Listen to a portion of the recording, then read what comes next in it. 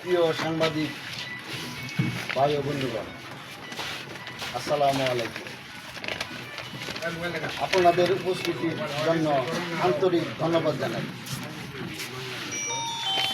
বাংলাদেশ জাতীয়তাবাদী দল বিএনপি প্রতিষ্ঠা লগ্ন থেকে শহীদ রাষ্ট্রপতি জিয়াউর রহমানের আদর্শের এবং বর্তমান চেয়ারপারসন বেগম খালেদা জিয়া ও ভারপ্রাপ্ত চেয়ারম্যান জনাব তারেক রহমানের দূরদর্শী নেতৃত্বে সবসময় জাতি, ধর্ম, বর্ণ নির্বিশেষে মানুষের অধিকার, গণতন্ত্র ও উন্নয়নের রাজনীতি করে আসছে। এই আদর্শ ও নেতৃত্বকে ধারণ করে কেন্দ্রীয় বিএনপি নেতা ও বিশিষ্ট ব্যবসায়ী জনাব দুলাল চৌধুরী নালিতাবাড়ী নকলা আসনের উন্নয়ন প্রত্যাশী মানুষের জন্য নিরলসভাবে কাজ করে যাচ্ছেন।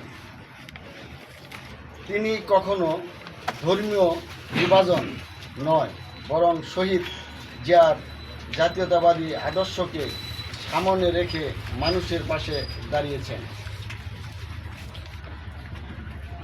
কিন্তু দুঃখের বিষয়, গত 3 সেপ্টেম্বর 2025 বিএনপি 47তম প্রতিষ্ঠাবার্ষিকী উপলক্ষে নালিতাবাড়ীতে আয়োজিত এক সভায় পৌরসভার সাবেক মেয়র ও শহর বিএনপির সাবেক আহ্বায়ক জনাব আনোয়ার হোসেন বিপি দুলাল চৌধুরীকে হিন্দু বলে কটাক্ষ করেন এবং সংখ্যালঘু হিসেবে কটূক্তি করেন। স্পষ্টতই তিনি ধর্মীয় বিভাজন সৃষ্টি করেন, এই অঞ্চলে দাঙ্গা বাঁধাতে চেয়েছেন এবং রাজনৈতিক শিষ্টাচার লঙ্ঘন করেছেন। আমরা এই ঘটনার তীব্র নিন্দা ও প্রতিবাদ জানাই। ভাইয়েরা, বন্ধু, আমরা ইতিহাসের ভাষায়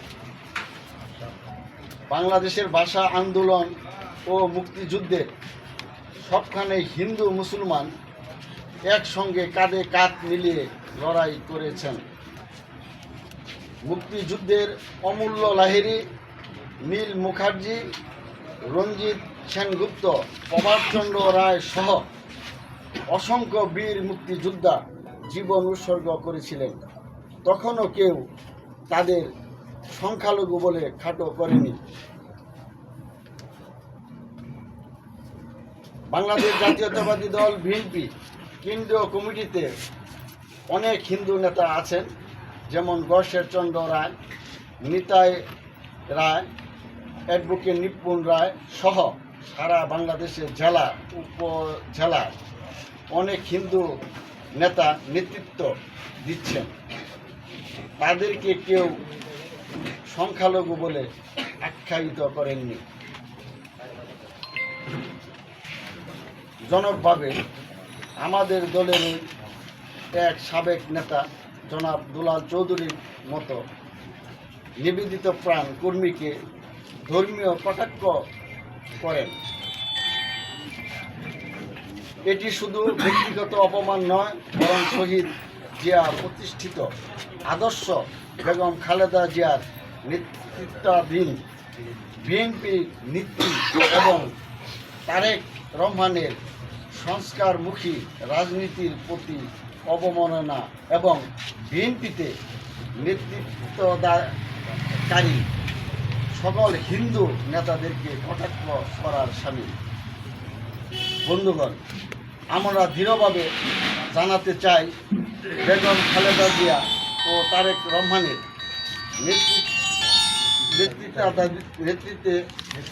নেতৃত্বাধীন বিএনপির কোনোভাবেই ধর্মীয় বিদ্বেষ, বিভাজন বা দাঙ্গার রাজনীতিকে প্রশ্রয় দেয় না।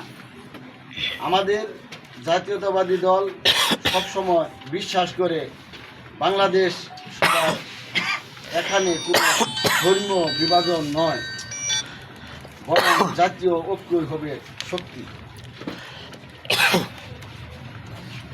আমরা আজকে এই সংবাদ সম্মেলন থেকে জোর দাবি জানাচ্ছি, যারা ধর্মীয় কটূক্তি করে সাম্প্রদায়িক বিভাজন সৃষ্টির চেষ্টা করেছেন, 24 ঘন্টার মধ্যে তাদের বিরুদ্ধে দ্রুত সাংগঠনিক ব্যবস্থা নিতে হবে।